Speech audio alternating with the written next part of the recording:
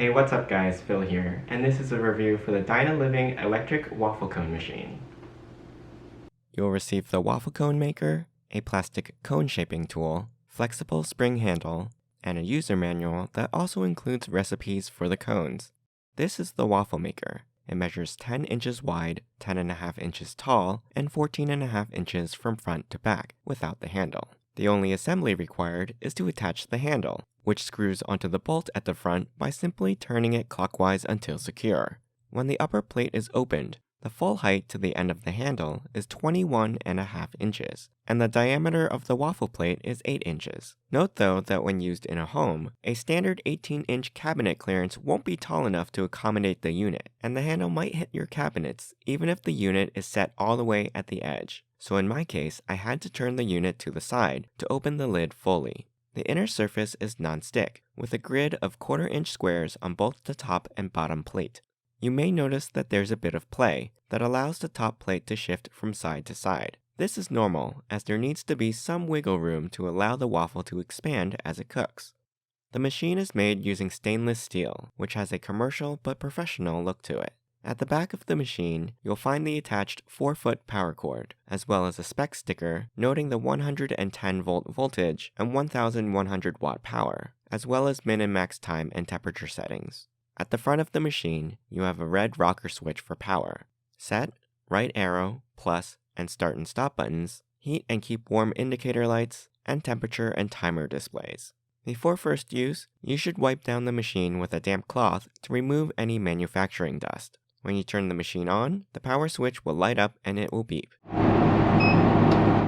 The display on the left is the current temperature in Fahrenheit, and when the red light is on, this indicates the unit is preheating to the set temperature. To check or change your settings, press Set, and you can see it's currently set to 302 degrees Fahrenheit. Pressing the right arrow allows you to adjust each digit individually, and the temperature can range from 0 to 449 degrees Fahrenheit. Pressing Add increments the selected digit, which will loop back to 0 after the max setting. When finished, press Set again to save the setting, and it'll go back to preheating. The typical temperature setting for a waffle iron is around 300 degrees Fahrenheit for most batters. While the machine is preheating, let's prepare the batter. I'll be trying out the waffle cone base recipe in the manual, which is supposed to yield about 10 cones. We'll start by adding 3 eggs to our mixing bowl and beating them with a hand mixer or whisk until uniform. Then we'll add 3/4 cups of sugar a little bit at a time, incorporating it until smooth after each addition.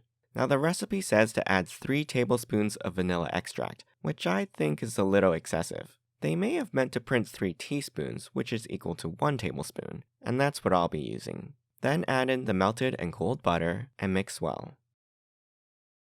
In a separate bowl, combine 1 teaspoon of baking powder and 2 cups of flour. Then sift the dry ingredients into the eggs and sugar in small batches, combining thoroughly between additions.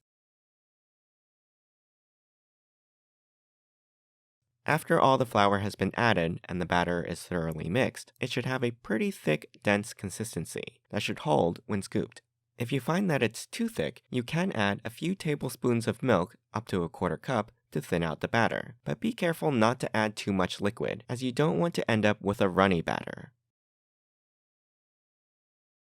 Once the machine has reached the selected temperature, which typically takes around 5 minutes, the green Keep Warm light will illuminate. Though note that the iron temperature may fluctuate within 10 to 15 degrees Fahrenheit above or below your set temperature.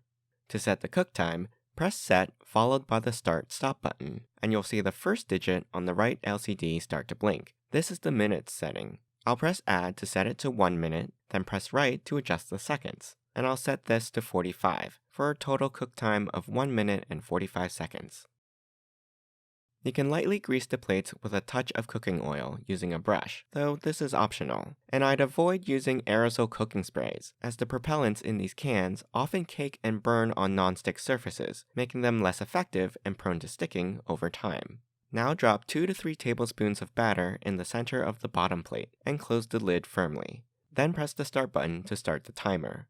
I like to press down gently on top using a heat-proof mitt to ensure that the waffle cookie is as thin as possible.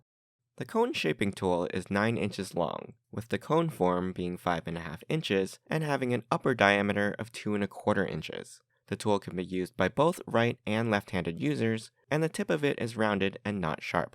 When the timer runs out, the machine will beep, and the LCD will flash end. Press the stop button to reset the clock. I like to remove the waffle using chopsticks and place them on a clean, dry dish towel for shaping the cone. Rolling the cone is a skill though, and requires practice. If you work too slowly, or your cookie is too thick, undercooked, or overcooked, it'll be susceptible to cracking, as I found out.